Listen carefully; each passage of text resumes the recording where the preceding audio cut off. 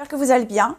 Aujourd'hui, on va parler lumière et éclairage. Oui, c'est la base parce qu'on aura beau créer une super décoration, si on ne la voit pas, bah c'est pas la peine.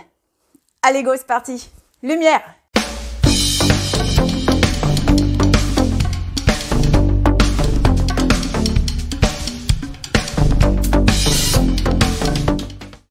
Comme vous le savez, il y a plusieurs sortes d'éclairage.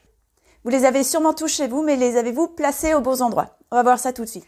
Déjà, la lumière sert à percevoir les couleurs, les formes, les nuances, les textures, les volumes, les matières, alors il est important de s'en servir correctement. Vous bénéficierez de la lumière naturelle, celle du soleil, une grande partie de la journée en fonction des ouvertures que vous avez chez vous. Les ouvertures latérales, celles des fenêtres, et les ouvertures zénithales, celles du toit. Il est important de faire attention aux meubles et aux objets que vous placez dans ces axes, parce que le soleil n'est pas le meilleur ami que l'on veut bien vous faire croire. Il illumine nos journées, mais abîme nos meubles. Alors, on fait attention aux rayons. Tournons-nous maintenant vers l'éclairage non naturel, que l'on va plus facilement pouvoir maîtriser. Gardons en tête que la lumière modifie l'espace, change la perception des couleurs. Il va donc falloir faire attention à la qualité de l'éclairage et donc à la température de la couleur.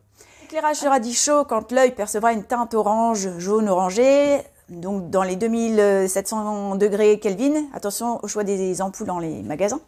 Un éclairage sera dit doux quand son aspect sera dans les blancs, 4000 degrés Kelvin à peu près. Et il sera dit froid quand son aspect sera bleuté dans les 6500 degrés Kelvin. On fait très attention.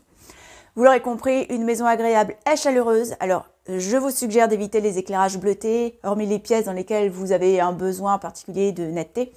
Donc à certains endroits stratégiques seulement. Sinon, vous obtiendrez l'effet labo. Et là, franchement, il faudra prévoir plusieurs couches de pull pour vous sentir bien chez vous.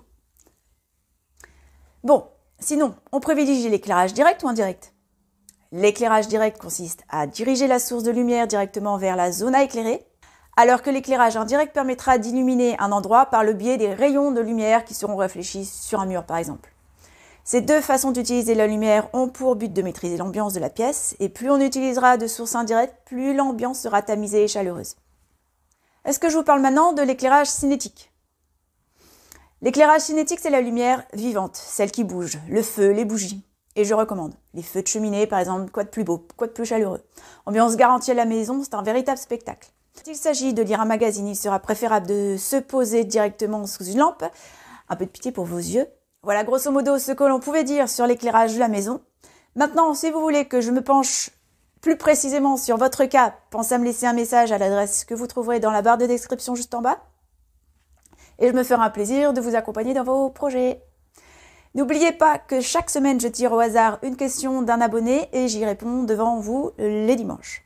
J'espère que cette vidéo vous aura plu. Les autres arrivent très vite. En attendant, pensez à liker, à partager, à vous abonner. Merci à vous. À très bientôt. Ciao.